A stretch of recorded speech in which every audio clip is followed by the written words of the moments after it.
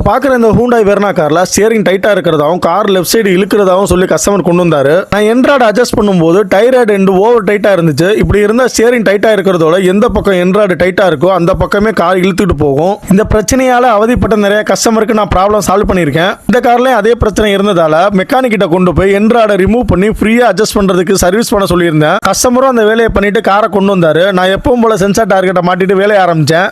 Run out process வந்ததும் காரை முன்னாடி தள்ளி நிப்பாட்டிட்டு கேசர் ப்ராசஸ்க்காக ஸ்டியரிங்கை லெஃப்ட் ரைட்டுன்னு திருப்பி சென்டர் பண்ணிட்டு ரீடிங்கை பார்க்குறப்ப டோ ரீடிங்கில் பெருசாக மாற்றம் இல்லை. இந்த காருக்கு டோ மட்டும் தான் அட்ஜஸ்ட் பண்ண முடியும். ஆனால் ஸ்டியரிங் மட்டும் லைட்டாக லெஃப்ட் இறங்கி இருந்துச்சு.